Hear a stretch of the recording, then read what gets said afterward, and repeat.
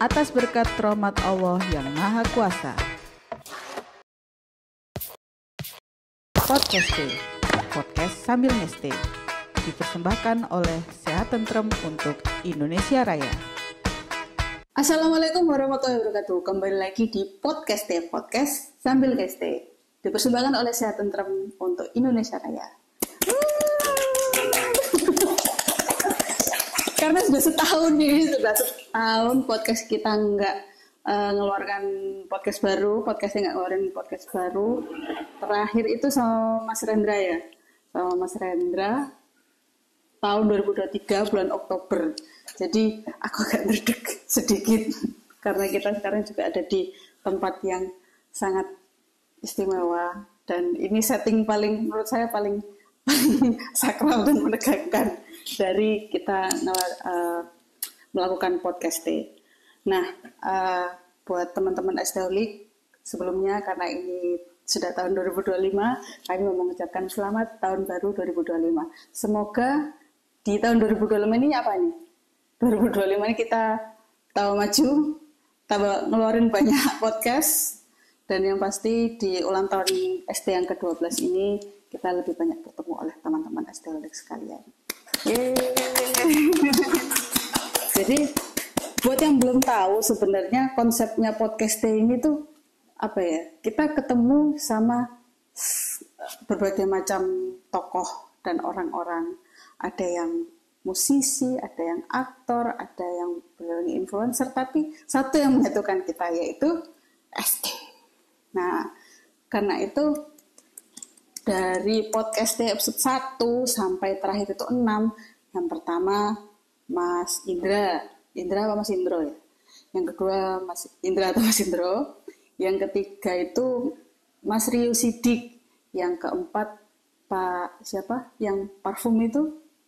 Ya lupa. Ya pokoknya kita ngomongin parfum Nusa Tamara di situ.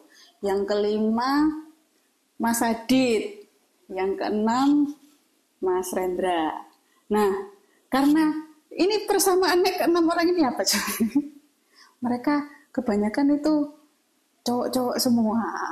Nah, hari ini kita bisa mendatangkan atau kita yang datang sebenarnya untuk ngobrol di podcast bintang tamu perempuan wanita kita yang pertama, Mbak Balda Zanavero. Thank you. Apa kabar Mbak Balda? Atau Mbak Vero ya, saya panggil senyamannya. Apa kabar? Gimana kabarnya? Sehat, alhamdulillah. Alhamdulillah. Buat mungkin publik mengenal Mbak Vero ini ya sebagai penulis ya. Tapi kalau kami mengenalnya Mbak Vero tuh ya sama-sama STHolik lah. STHolik. Karena udah kalau nggak salah kita ketemu itu tahun 2018 ya Mbak. Betul, tahun 2018. Dan sampai sekarang masih nge-stay Mbak? Masih, alhamdulillahirrahmanirrahim. Buat yang teman-teman yang belum tahu, Mbak Vero ini juga penulis dan juga sastrawan dan budayawan juga ya. Penulis aja. Berarti lebih prefer di address sebagai penulis gitu ya? Ini kan sebenarnya soal apa istilahnya? Identitas sosial sebenarnya. Iya. Jadi kalau yang dipermasalahkan adalah profesi, ya maka ya penulis menurut saya cukup gitu. Masalah soal nulis apa itu kan nanti akhirnya kita ketemu dengan hal-hal yang sifatnya budaya, sejarah, ST, dan segala Indonesia hal Raya yang apa namanya ditulis itu tadi. Betul. Ya. Mbak Vero juga udah melahirkan 4 buku ya. 4 buku. Yang pertama itu salah satu buku favorit aku juga, perempuan. Ya. Dan yang kedua juga tentang perempuan. Yang ketiga juga tentang perempuan. Dan yang keempat ini saya belum baca, yang The Sound of Silence itu. Iya, tentang perempuan juga. Tentang perempuan juga. Isunya itu postpartum ya. Kalau orang hari ini sebutnya baby blues. Jadi sebenarnya yang diangkat itu ya persoalan-persoalan di sekitar kita, cuman memang dari sudut pandang tokoh perempuan. Jadi mungkin teman-teman bisa Google ya, dan kalau tertarik juga bukunya sekarang menjadi salah satu bestseller di Alhamdulillah. Perempuan yang Sang Takdir. Yang kedua paragraf untuk Nur Nala. Betul. Yang keempat itu perempuan yang bisa ketiga Apa sih? apa dong? Sebenarnya aku tuh diam-diam ngepoin beritanya Mbak Vero. Dan yang keempat ini dirilis di India, betul? Betul. Jadi awal tahun 2024, tepatnya itu ada event World Book Fair 2024, itu bersama dengan The Paper Towns Publishing di Kolkata, India. Tapi kami launchingnya di Delhi pada waktu itu. Jadi memang isu postpartum itu ternyata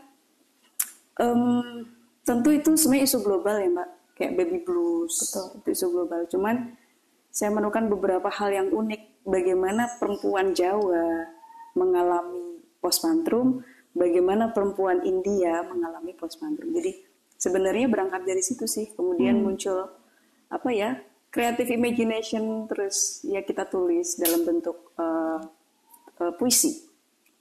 Berarti buku, bisa dibilang buku prosa seperti yang sebelum-sebelumnya. Iya, sebenarnya kalau kita belajar secara teori sastra, itu bisa juga karya-karya bebas katakan ya. Kalau hari ini kan puisi kan kita juga masih belum selesai, Mbak. Puisi Indonesia itu seperti apa sih sebenarnya gitu kan. Dan itu menurut saya nggak akan pernah bisa selesai, itu terus berkembang. Maka ya kita kadang-kadang biar aman lah gitu kita sebut prosa. Tapi memang itu ya puisi modern sebenarnya Mbak Tus gitu. Jadi gitu. Memang sebenarnya puisi kan tidak ada aturan dan juga kayak bentuk yang mengikat gitu ya, atau bagaimana? Kalau dalam konteks khazanah kesusastraan Indonesia itu ada sebenarnya teori puisi begitu ya, rima, irama itu ada. Tapi itulah kemudian maka kalau disebut sastrawan, budayawan, sejarawan itu kadang kalau saya ya itu karena itu nggak akan pernah kita batasi, Mbak Tus. Jadi bicara tentang sastra itu terus berkembang. Yang tadinya ada puisi klasik, ada kemudian puisi kontemporer, sekarang ada lagi puisi modern. Entah nanti pada generasi-generasi ke depan itu akan muncul terus versi baru lagi. Dan itu PR besar buat khazanah kesusastraan Indonesia kita untuk kemudian merangkum kembali gitu loh khazanah kita yang sebenarnya seperti apa tanpa melepaskan historinya gitu. Identitas aslinya gitu ya. Bagaimana itu muncul seperti halnya film Wage yang diproduksi oleh Sehat Tentrem. Itu berangkat dari lirik-lirik. Ya, kemudian menjadi satu lagu Indonesia Raya, antemnya kita gitu kan. Sebelum itu beliau ngarang satu cerpen yang cukup populer. Iya. Dia distribusikan secara diam-diam di pasar lokal. Ingat nggak? Iya. Cerita tentang Wage Rudolf Supratman tentang itu. Jadi itu sebenarnya mestinya itu masuk dalam concern pada kajian khazanah kesusastraan Indonesia gitu. Nah itu sebenarnya PR kita. Gitu. Sayangnya memang tulisan-tulisan Wage yang diterbitkan di koran-koran itu udah sulit sekali ditemukan sekarang. Yang diterbitkan di koran ya, apalagi waktu beliau di Sinpo itu. Dan karena Pak Wage ini juga kan penulis, juga mungkin kita merasa beresonasi ya dengan beliau ini. Tapi itu, saya mau kembali ke yang sama saya tadi itu pembahasannya menarik itu. Karena mungkin yang namanya baby blues kita mengenal sekarang kan istilah yang baru ya. Tapi sebenarnya dari dulu kan sudah ada. Cuman sekarang kita beri nama lah baby blues itu. Jadi intinya memperlihatkan atau menggambarkan baby blues itu meskipun modern tapi sudah ada sejak dulu gitu ya. Atau gimana? Jadi begini, kalau saya itu kan berangkat dari sebenarnya bukan berangkat dari sebuah teori kemudian belajar satu fenomena. Saya lahir di desa, saya tumbuh di desa, saya berangkat dari komunitas. Jadi kebetulan memang perkenalan saya tentang ruang reflektif itu memang berangkat dari fenomena yang ada di sekitar kita gitu. Jadi fenomena baby blues atau yang dalam istilah psikologinya itu postpartum, itu ketika saya konfirmasi kepada ibu saya, nenek saya, itu mereka mengalami gitu. Jadi ini fenomena, bukan teori baru apa gitu, enggak. Jadi ya memang mungkin dulu ada istilahnya, tapi saya juga belum tanya pada waktu itu istilahnya apa gitu. Dan itu luar biasa sebenarnya, Mbak. Terus fase itu, kalau saya bilang saya sebagai seorang ibu, itu fase paling menegangkan dalam perjalanan kita sebagai perempuan dan perjalanan kita mengenal tubuh kita. Lebih dalam lagi reproduksi kita. Gitu.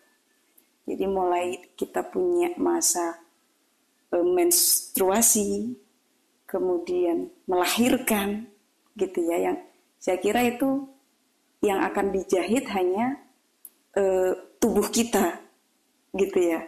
Kalau melahirkannya ada beberapa yang dijahit. Artinya yang luka itu saya kira hanya tubuh. Gitu. Ternyata enggak, gitu. Gitu sih. Sebenarnya postpartum itu ya kalau hari ini kan kajiannya ke psikologi ya. Jadi karena waktu itu ketika saya jadi ibu gitu ya, saya sempat mengalami itu selama 2 tahun saya postpartum. Dan itu baru saya sadari pasca postpartum bahwa masa-masa yang saya lewati itu adalah masa postpartum. Gitu. Masa-masa baby blues, be nowhere, merasa nggak tahu di mana gitu. Pokoknya ya udah sebagai ibu habis ngelahirin, mandiin anak, nyusuin anak, masak, tetap bekerja seperti itu. Dalam siklusnya kayak gitu-gitu aja. Jadi breaking inside, jadi nggak sadar bahwa yang di dalam itu falling apart gitu. Nah itu postpartum itu di situ. Yang kemudian jadi di buku The Sound of Silence itu kan sebenarnya bukan ini ya, bukan cerita yang sifatnya true story, tapi itu based on creative imagination dengan beberapa hasil reflektif begitu. Jadi memang ketika saya mengamati, saya wawancara, tanya ke teman-teman, orang-orang sekitar gitu, sampai ada fenomena di mana ketika masa postpartum ada yang mengalami nggak berani berdiri di depan cermin selama waktu yang lama. Kebayang nggak? Perubahan tubuh, ya kan? Kegelisahan baju nggak muat, udah nggak seperti dulu lagi ya, penampilannya. Ini bukan soal finansial ya, artinya begini, oh nggak muat ya udah beli aja baru, size baru. It's not about that gitu. Dan saya nggak tahu apakah ini nanti akan bisa menjadi make sense untuk general, artinya untuk selain perempuan. Tapi percayalah itu adalah fase yang menegangkan, Mbak Tus, gitu. Bahwa itu bukan karena kita tidak mensyukuri melahirkan anak, bukan, tapi lagi-lagi itu adalah sekali seumur hidup. Itu momen ketika pertama kali tubuh kita berubah.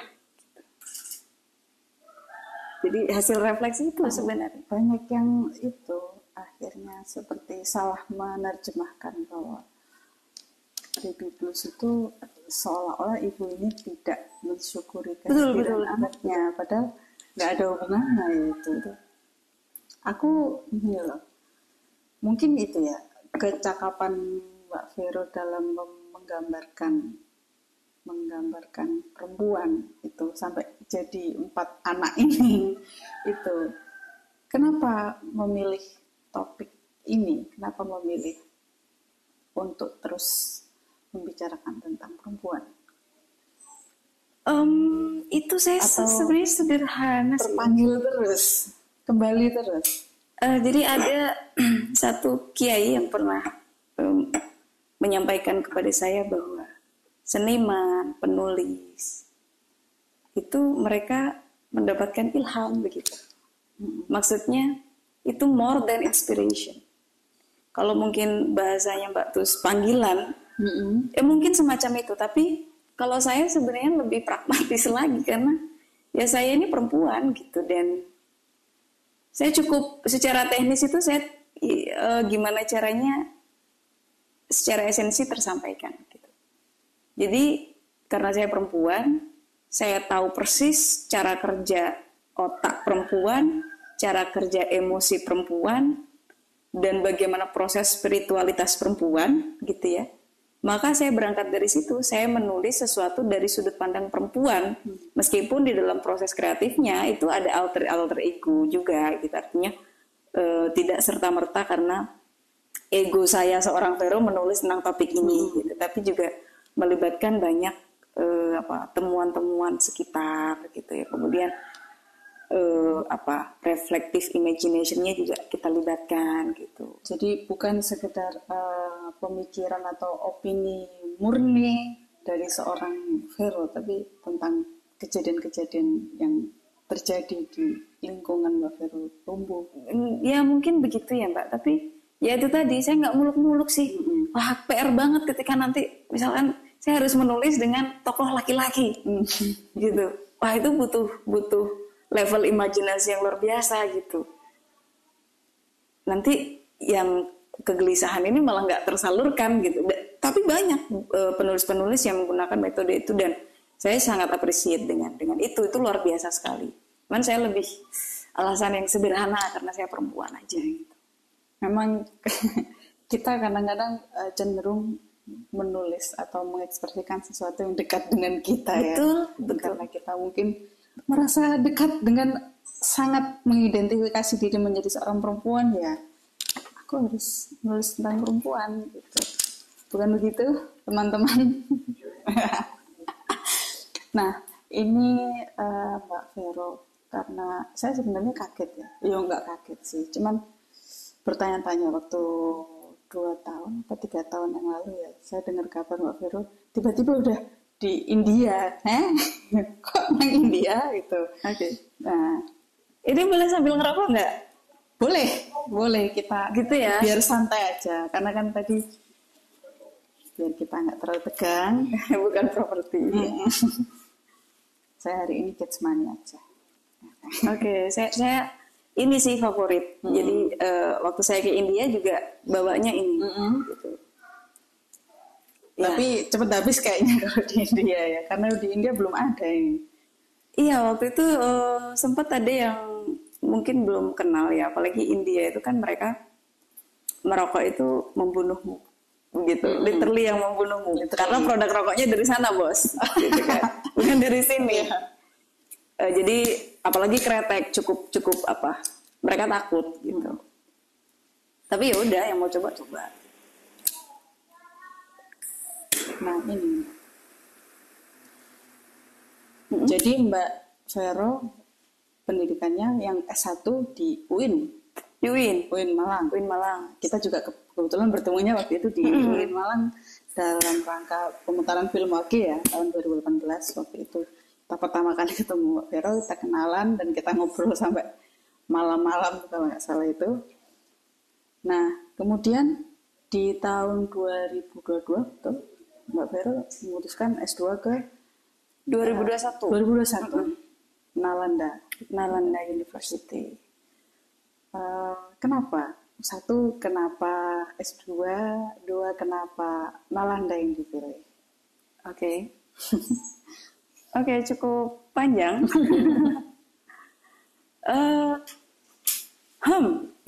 Jadi itu sebenarnya ya mungkin baru di sini ya saya akan cerita.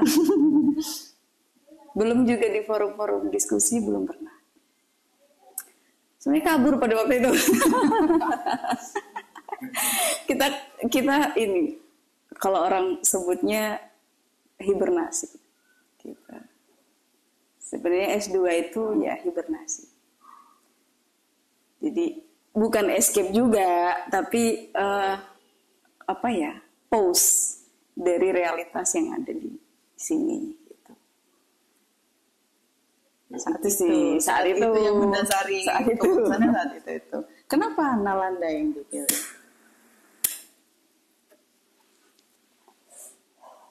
Waktu itu saya menemukan data bahwa Nalanda University adalah kampus tertua di dunia. Satu itu. Yang kedua, saya mempertanyakan kok bisa tertua? Ternyata ketika saya observe, saya baca beberapa penelitian. Jadi abad 11 terjadilah diplomasi pendidikan antara Nalanda University, pada waktu itu masih monasteri.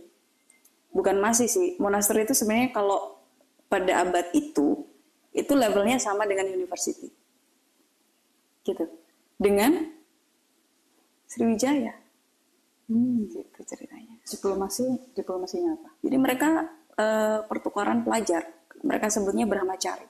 Gitu. Jadi dulu pada abad itu para nuns, itu kan mereka dalam konsep pendidikan gitu ya. Mereka tuh melakukan perjalanan. Gitu. Mungkin kalau teman-teman pesantren gitu sebutnya musafiran gitu, dari guru satu lulus, guru kedua lulus kayak gitu. Mereka melakukan itu pada abad itu gitu, dan menurut saya itu cukup menarik ya, dalam arti begini. Memang kan kebetulan kita itu tidak pernah bisa melepaskan dari yang namanya sejarah. Apalagi di dunia sastra gitu, bahwa karya sastra itu adalah rekam jejak peradaban. Itu memang akhirnya saya menyadari itu gitu. Ada yang namanya sejarah, ada yang namanya fakta sejarah. Sejarah katanya ditulis oleh para pemenang, ya kan? Tapi ada yang namanya fakta sejarah. Fakta-fakta yang tidak tertulis dalam sejarah, tapi itu terjadi. Itu bagian dari sejarah. Di mana biasa kita bisa menemukan? Biasanya di surat-surat, puisi-puisi, apa istilahnya, syair-syair, karya-karya sastra.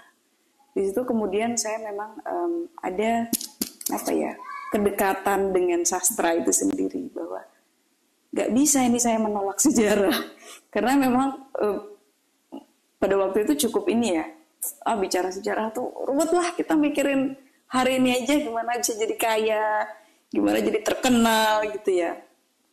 Tapi ternyata kekeringan juga bos yang di sini gitu. Jadi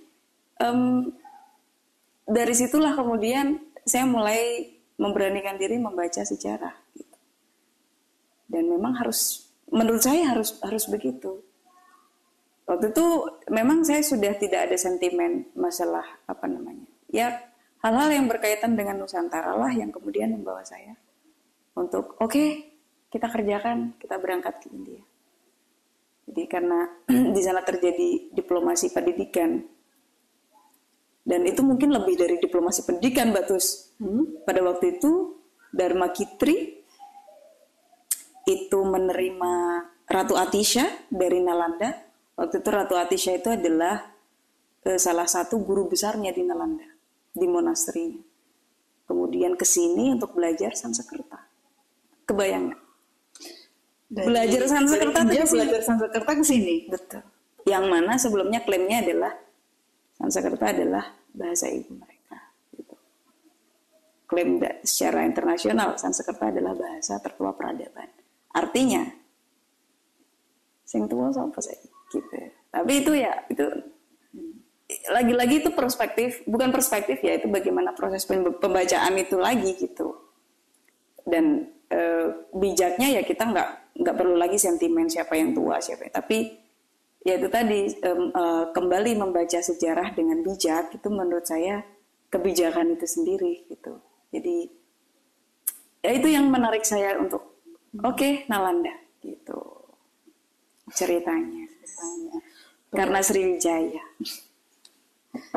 Berarti Mbak di sana 2 tahun ya? 2 tahun. Terus menyelesaikan pendidikan di sana tahun ini 2024 kemarin ya? Enggak, saya lulus itu Mei 2023. Mei 2023. Kemudian dari Bihar, jadi Nalanda University itu ada di Bihar. Bihar itu kalau menurut teritori development country-nya itu disebutkan bahwa Bihar adalah underdeveloped state, artinya kawasan 3T-nya di India begitu. Ini cukup unik juga gitu, kawasan 3T gitu ya. Ada kampus tua yang kalau teman-teman cross check mewah banget gitu. ya itu. Kemudian saya 2023 itu lulus. Jadi saat tahun 8 bulan saya masuk November 2021, lulus Mei 2023. Termasuk cepat nggak? Apa memang waktu itu kebetulan ya begitu, apa ya? Ya enggak yang terburu-buru enggak, tapi memang ya emang selesai segitu gitu. Terus pindah ke Delhi. Di Delhi saya bertemu dengan salah satu profesor yang cukup menurut saya cukup bagus, pengetahuan beliau tentang Indonesia dan international relation atau diplomasi antar dua negara, antara Indonesia dan India. Jadi saya bertemu beliau, kemudian kita kerjasama lah untuk bikin satu buku bahasa Indonesia yang akan diajarkan di kampus tersebut, di kampusnya Jawaharlal Nehru University. Jadi selama 1 tahun saya mengerjakan buku itu gitu, untuk menjadi buku acuan belajarnya teman-teman diploma bahasa Indonesia. Sekarang berarti sudah digunakan di sana ya? Apa masih ini dalam masih proses editing gitu, karena jadi banyak sebenarnya Mbak Tus orang-orang luar yang menulis bahasa Indonesia secara struktur bahasa Indonesia, kayak guidelines-nya untuk belajar bahasa Indonesia, seperti halnya kayak kita belajar grammar gitu-gitu banyak. Dan itu orang-orang luar yang nulis gitu. Nah waktu itu memang motivasi kami bagaimana ada orang Indonesia yang menulis buku panduan gitu ya tentang bahasa Indonesia, panduan belajar bahasa Indonesia, tapi orang Indonesia yang nulis, dan itu berbahasa Inggris gitu loh, supaya bisa dipelajari teman-teman foreigner, teman-teman asing gitu. Jadi karena berangkat dari motivasi itu akhirnya kita kerjasama gitu, dan saya menulis dari kapasitas saya gitu ya, dan beliau Profesor Gautam itu tadi yang menjadi supervisor, di mana beliau kan foreigner, bagaimana foreigner, kacamata foreigner gitu ya, sudut pandang foreigner pengen belajar bahasa Indonesia itu ternyata dari perspektif mana gitu. Jadi cukup imbang di sana. Berarti bisa dibilang ketertarikan atau minat foreigner untuk mempelajari Indonesia itu besar di sana yang Mbak temukan loh. Sejauh experience saya iya. Begitu ya? Ya, gitu. Dan itulah sebenarnya itu juga cukup awal-awal itu juga buat saya dilema, ngapain sih orang asing belajar bahasa Indonesia buat apa gitu kan, dalam konteks apa gitu. Dan memang oke, mungkin saya di sini akan cerita agak lebih ini ya. Jadi memang sebenarnya ekonomi alasannya. Gitu, Mbak. Alasan utamanya. Ya, perdagangan. Gitu. Bahkan di Batam, gitu ya, di beberapa perbatasan Laut Hindia itu transaksi itu sudah pakai bahasa Indonesia dan pakai rupiah. Gitu. Jadi make sense kalau misalkan orang asing pengen belajar bahasa kita. Cuman kenapa saya insist untuk kemudian ini harus orang Indonesia yang nulis bukunya, gitu. Karena memang kalau bahasa, mereka belajar bahasa kita, mereka tidak punya sense of belonging. Maksudnya mereka tidak punya rasa memiliki gitu. Jadi ketika saya cross check buku-buku yang sudah terbit, adalah penulis dari Eropa nulis Indonesian Handbook, kind of that. Ya isinya mungkin macam ChatGPT ya. Jadi hal-hal yang sifatnya historis, hal-hal yang sifatnya culture, itu nggak masuk ke sana. Misalkan kita mau bikin satu contoh bikin satu dialog. Kalau orang Indonesia yang nulis, kita bikin setting di warung kopi, kita masukkan makanan-makanan lokal ke dalam dialog itu. Itu kan secara tidak langsung itu menjadi soft power untuk diplomasi kebudayaan kita, gitu. Lah mereka karena bukan orang Indonesia, mereka nggak punya sense itu, gitu. Jadi secara politis itu sangat strategis untuk kemudian kita mau apa istilahnya, ya meningkatkan nilai tawar kita dalam ini bentuk diplomasi kebudayaan kita gitu. Jadi nggak hanya tentang buku itu tadi, pantun tadi, berarti nggak hanya tentang bahasa Indonesia aja dong sebenarnya. Oh enggak, memang saya insist untuk melakukan itu karena itu, Mbak. Saya masukkan jenis-jenis kopi di Indonesia, kemudian cara beberapa daerah itu kan macam-macam ya, ada yang di koto, ada yang cuman dicong apa ya? Dituang aja diseduh. Jadi bahasa-bahasa lokal itu justru saya masukkan. Gitu.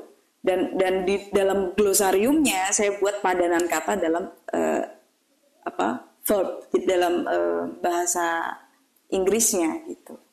Jadi itu yang menarik menurut saya gitu. Jadi ya mungkin boleh lah nulis buku bahasa Indonesia slow banget orang sih ngapain kurang kerjaan gitu. Tapi ya, kan mungkin itu tadi kayaknya memang karena itu lebih dari sekedar buku bahasa. Akhirnya itu Indonesian Handbook yang sesungguhnya yaitu karena bisa masuk dan merasakan benar-benar budaya Indonesia dalam buku itu. Gitu. Ya. Judulnya apa? Yang dipakai. Oke. Ini kayaknya belum boleh sih. Iya, maaf. Nanti. Karena kan ini kerjasama juga sama di bawah Kementerian Kebudayaan India. Tapi itu eksklusif ya hanya untuk di universitas. Ya, ini kerjasama secara institution. Jadi itu di luar otoritas saya sebenarnya secara institusional, itu di luar otoritas saya. Saya hanya sebagai seorang co-author. Jadi kita yang nulis ya, persoalan nanti tentu itu akan menjadi satu otoritas saya juga untuk mengetahui, tapi bukan kapasitas saya untuk menentukan ya ini boleh di mana, ini nggak boleh di mana, kayak gitu sih. Itu ya itu oke lah. Tapi ikut senang mendengarnya karena mungkin ada kemungkinan kecil atau mungkin hampir tidak ada, mungkin kita nggak akan bisa melihat buku itu ya karena mungkin eksklusif atau gimana, tapi karena adanya hal itu jadi kita merasa bahwa di luar sana juga Indonesia itu makin dikenal dan makin diketahui sama orang banyak. Itu yang buat kita merasa lebih semangat untuk melestarikan budaya sendiri. Ada kemungkinan nggak misalnya tidak harus yang itu, tetapi Mbak membuat ulang, itu kan pakai bahasa Inggris ya, membuat ulang untuk dikonsumsi orang Indonesia yang saya rasa sebenarnya banyak orang Indonesia yang perlu mengetahui itu orang Indonesia sendiri gitu. Udah banyak sih itu. Banyak kok buku-buku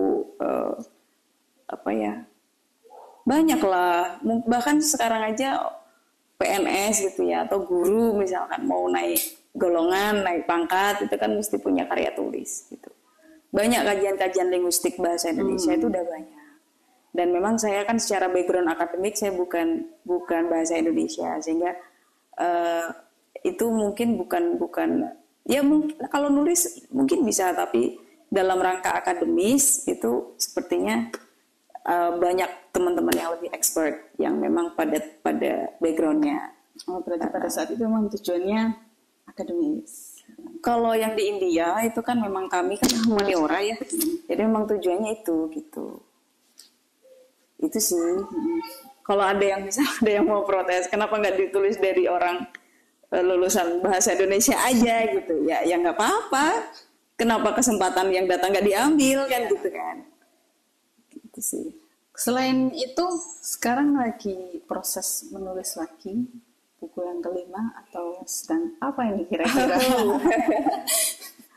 Sekarang aku sama teman-teman lagi bikin komunitas. Sebenarnya itu komunitas kami sudah dirikan dari 2019. Cuman kan karena kami ada di daerah yang berbeda-beda sehingga cukup challenging untuk bikin satu kegiatan yang daily, yang produktif begitu. Tapi itu berlangsung sampai hari ini. Gitu. Jadi kami bikin Langgeng Culture Center yang tadinya Pondok Langgeng, karena kami pikir banyak teman-teman luar mungkin agak segan kalau ada embel-embel pondok. Jadi Dan itu membantu kita juga untuk lebih fokus kita secara komunitas ini apa yang sebenarnya ingin kita capai gitu. Dan kita fokus pada riset sebenarnya, apa pembacaan data bukan riset. Kalaulah mungkin hari ini kita belum punya kapasitas untuk meneliti, tapi dalam Langgeng Culture Center kami sudah mulai aktif untuk melatih pembacaan analisis dari data-data ilmiah mengenai kajian-kajian kebudayaan. Makanya namanya Langgeng Culture Center. Jadi fokus kami adalah pembacaan kebudayaan secara ilmiah, gitu, supaya yang kita sebut itu menjadi data otentik, data ilmiah, tapi masyarakat sebutnya mitos. Nah, kita mau meminimalisir itu, bahwa mitos itu juga pengetahuan juga, gitu. Pasti mitos itu ada karena suatu data. Betul. Cuman pendekatan kita selama ini bagaimana? Makanya menulis penting, tapi proses pembacaan itu yang justru lebih penting. Gitu. Dan kami menyadari itu akhirnya, ya pelan-pelan sebenarnya. Itu berarti quotes dari Mbak Veroni, menulis itu penting, tapi proses pembacaan itu maksudnya baik, kalau saya menerjemahkannya ini ya, baik itu proses si penulis ini sebelum mulai menulis, istilahnya dia membaca, dan juga proses para pembaca untuk membaca hasil tulisan itu sebenarnya, kalau menurut kami gitu. Ya itu bukan quotes dari saya sih. Sebenarnya mungkin itu adalah bentuk kesadaran yang banyak orang sadari gitu. Cuman ya memang kita mesti berani juga bukan menyimpulkan, tapi membuat satu kalimat utuh yang itu bisa menjadi bentuk kesadaran yang utuh juga. Makanya ketika wahyu pertama turun pada Rasulullah kan Iqra, bacalah. Something written, sesuatu sudah tertulis. Tertulis itu ternyata itu semantik. Semantik itu maksudnya lagi-lagi pembacaan makna. Tertulis itu apakah tertulis dan tulisan ABC tertulis gitu secara simbolik begitu. Jadi berarti kan ikroknya. Kalau ikroknya kita selesai, penulisan seperti apa yang akan kita lakukan? Apakah menulis buku atau menulis yang lain? Gitu. Mau menambahkan juga, karena yang wahyu pertama turun itu Iqra, wahyu kedua yang turun ya ayyuhal mudaththir. Bangkit. Jadi setelah kita membaca, kita bangkit. Ya. Arahnya kemana-mana sepertinya ya. Nggak pernah kita ngobrol itu yang santai-santai.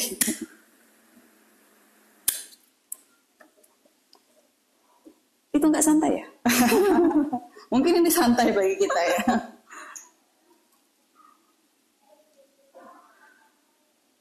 Saya menantikan sebenarnya. Terus ngepoin sedang menulis apa atau mau melahirkan karya apa gitu. Dan yang menarik juga karena Mbak Veroni selalu berbicara tentang perempuan, tapi tidak perempuan yang seperti yang diidam-idamkan oleh dunia modern gitu. Jadi saya merasa terwakili dengan tulisan Mbak Veroni. Dan karena Mbak Veroni juga perempuan yang juga merokok seperti saya. Menurut Mbak Vero, karena di kalau nggak salah di buku yang pertama juga ada tentang pembahasan tentang perempuan yang merokok juga, itu sangat menarik buat saya. Gimana sih Mbak Vero memandang, atau kenapa perempuan itu merokok itu tidak apa-apa, atau bagaimana masyarakat harus memandang perempuan yang merokok itu? Ini cukup panjang juga Mbak Gus. Jadi itulah saya tuh jarang sekali membuat satu langkah itu berangkat dari teori. Tapi ya itu fenomena yang saya hadapi, yang saya temui di sekitar. Jadi pada waktu itu saya merokok justru sebelum saya menulis ceritanya. Jadi memang ya yang rokok aja dulu. Waktu itu kan kita merokok. Saya ada kawan yang bilang, kamu perempuan kok kok merokok? Nggak boleh. Hah, emang iya? Jadi emang iya nggak boleh ngerokok gitu. Jadi kemudian ketika saya menulis, oh oke, enak juga sambil rokok. Waktu itu saya belum kenal ST. Jadi ketika saya ketemu ST itu ada satu sales begitu ya. Tahun 2019 awal saya buka warung di Malang dan ada satu sales dari ST menawarkan rokok gitu. Hal pertama yang saya lihat, semua bungkus rokoknya itu double. Iya, waktu itu masih double. Kemudian covernya itu semua batik, gitu, dan elegan. Karena memang waktu itu saya juga cukup ini ya, artinya ya anak sastra gitu ya. Saya melihat hal-hal yang sifatnya semiotik, simbolis gitu. Saya tanya ke salesnya, ini rokok apa? Rokok di mana? Kok bagus bungkusnya? Di sanalah beliau cerita gini. Oh wow, saya sempat mungkin on tears waktu itu, agak berkaca-kaca bahwa untuk kemudian menyadarkan kita pada identitas kita juga harus dengan langkah-langkah yang elegan, harus prestis juga gitu. Itu saya kesan pertama saya dengan ST. Harganya yang variatif gitu. Rasanya yang unik, jadi elegan sekali waktu itu. Ketika kita ingin berekspresi atas gagasan-gagasan kita, gitu, nggak melulu harus demo, nggak melulu harus dengan kekerasan. Saya melihat justru ini soft power. Gitu. Kalau dalam ilmu politik itu sangat sangat dipakai gitu. Terkonfirmasilah pada waktu itu ada momen suatu ketika ulang tahun ya, waktu itu ya kita pemutaran film Wage itu. Iya. Waktu ulang tahun Wage kan sebenarnya. Iya, hari musik. Oh iya, sorry, hari musik. Ya, ulang tahun Wage. Ya, itu pertama kali saya bertemu dengan beliau, Gus Behi. Saya tanya lah di situ, ini maksudnya apa dibungkus kok double-double gini, Gus? Habis kos berapa? Singkat beliau menjawab, kalaulah propaganda adalah alat politik untuk menjatuhkan musuh,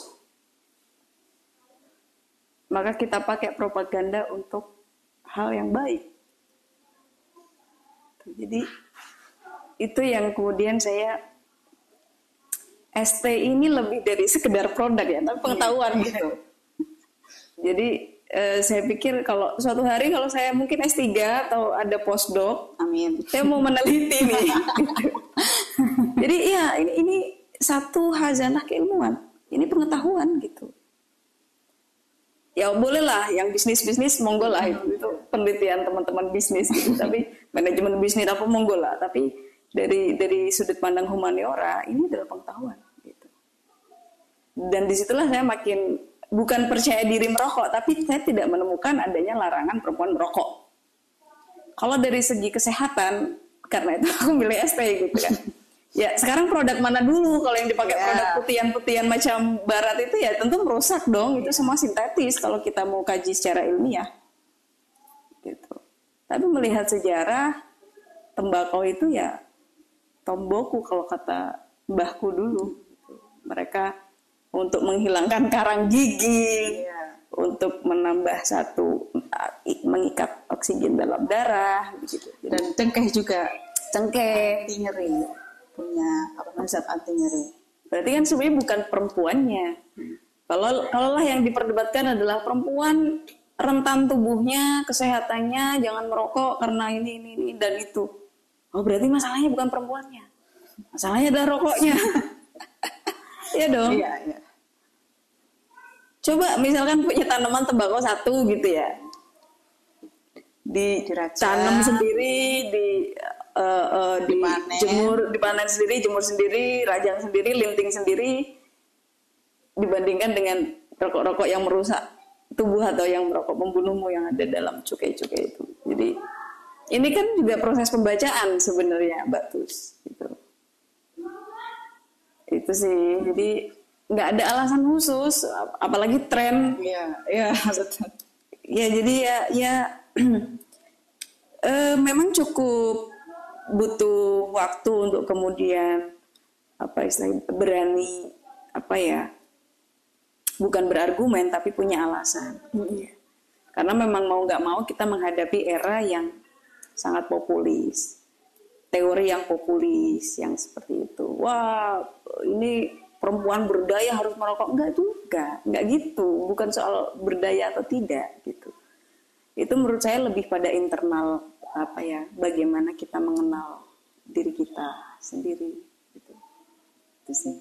Ya, akhirnya dari produk ST ini sendiri pesan yang kita bawa itu banyak banget dari satu bungkus Sehat Tentrem itu, baik itu pesan propaganda kebaikan, propaganda tentang ini slogannya ini Sehat Tentrem untuk Indonesia Raya, dan adanya bendera merah putih dan lain sebagainya. Jadi betul kata Mbak Vero, ini pengetahuan. Dan karena saya juga bersyukur sekali karena kita punya ST, kita jadi kenal orang-orang seperti Mbak Vero, kita kenal banyak teman-teman gitu. Iya, sebaliknya saya juga bersyukur. Jadi jembatan juga untuk bisa mengenal orang-orang di luar komunitas kami yang ternyata memiliki visi dan misi yang sama dan memiliki cita-cita dan pemikiran yang sama. Kalau kami sendiri juga sebagai perempuan yang merokok tidak menampilkan kayak menyombongkan iki lah aku perempuan, iki aku merokok, tapi juga tidak menyembunyikan ya ini hal yang biasa, tidak nggak memalukan juga dan tidak suatu hal yang keren, biasa seperti kita makan lah, kita makan minum. Tapi sangat diwajarkan memang kalau banyak orang yang masih menganggap ini tidak sesuai sama seperti dengan persepsi kita gitu. Makanya ya kita nyantai aja, berokok kalau nggak nyaman merokok ya kita tidak merokok. Iya jadi ya nggak usah tren-trenan lah. Sekarang ini lebih ke kita nganggap kita merokok keren, nggak juga, yang ngerokok ya biasa. Betul. Senang menemukan orang yang bisa kita ajak diskusi soal ini, karena kan kalau kita ngomongin perempuan yang merokok jarang juga ya, dan banyak-banyaknya emang merokok setelah ketemu ST sih. Kalau saya juga merokok setelah ketemu ST, bukan pun karena disuruh untuk kamu merokok ST dan ini, enggak, karena saya mencoba dan saya cocok seperti aku cocoknya misko pecel, aku senang misko pecel. Cuma hari ini saya full gitu nih. Oke, ada alasan khusus. Konon katanya tarnya lebih rendah sih. Tapi itu cocok-cocokan. Dari yang lain mungkin merasakannya berbeda. Dari perempuan lain juga mungkin merasakannya berbeda.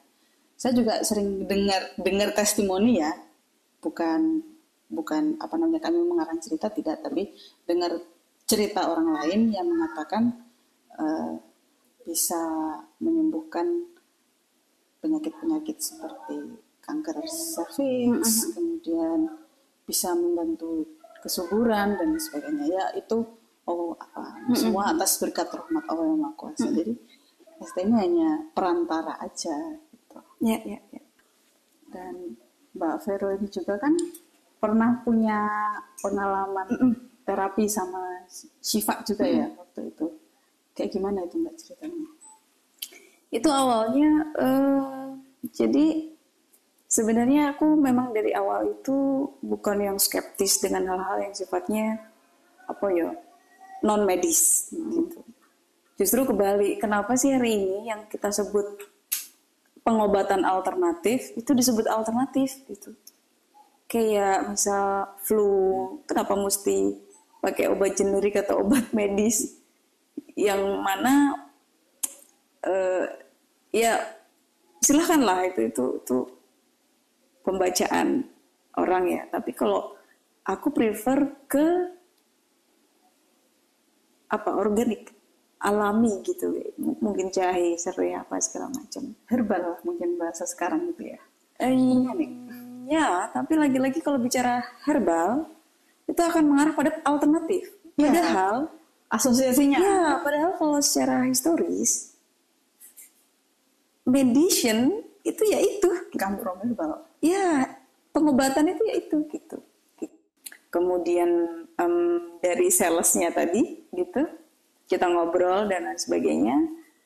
Saya dikasih Shifa, dikasih pada waktu itu satu bungkus gitu. Saya cukup kaget karena harganya cukup beda nih, mahal dari yang lain gitu. Tapi saya coba, kemudian ditambah dengan Mako juga, yang mana waktu itu saya diagnosa itu kan juga dari hasil scan gitu.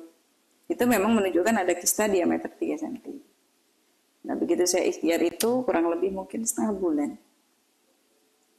jadi saya dinyatakan hamil, kistanya hilang. Anyway itu waktu in that moment kaget. Ya. Kagetnya kok cepet gitu aja, bukan kaget karena kok bisa hilang gitu, nggak, kok cepet gitu. Di situ baru saya sadar bahwa oh jadi yang kita sebut alternatif itu justru medicine-nya tuh ya itu. Karena itu adalah kekayaan intelektual kita secara knowledge tentang kesehatan itu menjadi prestis, menjadi kaya, maka ini saya ada curiga diberi diksi alternatif ini bentuk-bentuk apa istilahnya, kamuflase aja, supaya yang bisa pakai itu hanya orang-orang yang tertentu gitu. Jadi kita nggak familiar dengan yang kita sebut alternatif, padahal kita itu dari situ. Dibuat jalur anti mainstreamnya lah ya, bukan jalur mainstream. Jadi kayak ada entah ya, tapi saya merasakan ada rekayasa sosial yang memang sengaja dibatasin gitu supaya Dengan penggunaan itu kata alternatif betul nggak accessible, padahal itu ada di sekitar kita. Tapi karena mindset kita didorong untuk that's alternatif, jalur utamanya bukan itu, karena itu alternatif, maka semua lari ke obat medis. Ya saya nggak ada soal dengan obat medis, cuman maksud saya kayaknya kita perlu kaji ulang deh, gitu aja. Ya, itu. Jadi lagi-lagi proses pembacaan, gitu. Jadi emang banyak hal sih, diksi kita mulai dirubah-rubah, gitu ya. Pemaknaan atau semantik daripada makna itu mulai digeser-geser, gitu kan. Butuh kesabaran juga untuk memaknai kembali, gitu.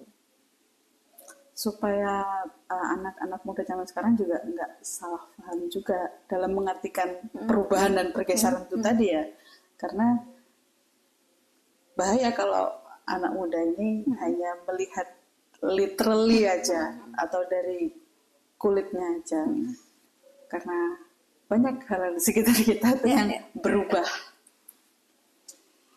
Tidak terasa sudah 1 jam kita ngobrol-ngobrol sama Mbak Vero ini. Kami mau mengucapkan terima kasih sudah dipersilahkan dijamu di rumahnya Mbak Vero. Maaf seadanya, makasih sudah rawuh. Selamat datang di Blora. Terakhir saya selamat datang. Ya. Kapan main Jombang lagi?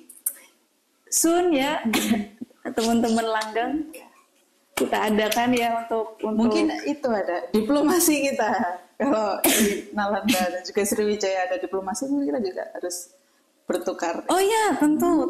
Menarik Oh gitu. ya, harus gitu. Mungkin kita dipertemukan juga untuk itu. Pembacaan yang lebih panjang ya. Amin. Ini kami ada kenang-kenangan. Oh wow. buat Mbak. Repot-repot. Enggak repot, emang repot. Tapi ini buat Mbak Vero. Semoga berkenan dengan apa yang kami bawakan. Andre, jatahmu Andre. Ini paket merah putih. Oh wow, yang edisi baru itu? Ya, yang baru kan sekarang merah putih pakai apa namanya? Pakai harpek. Oke. Ini juga ada kaos merah putih. Senang sekali. Timku kita dapat bagian. Wow, thank you. Terima kasih ya Suun. Mbak. Kami udah Matur suwun. atas waktunya kita ngobrol-ngobrol yang panjang kali lebar ini. Makasih juga atas ST-nya. tetap sehat tentrem sih. Ya, tetap sehat supaya tentrem dan terus untuk Indonesia Raya. Amin. Terima kasih juga buat teman-teman ST-holics yang sudah mendengarkan kita ngobrol panjang lebar di podcast T dengan Mbak Vero. Kita jumpa lagi di podcast T episode selanjutnya. Dadah.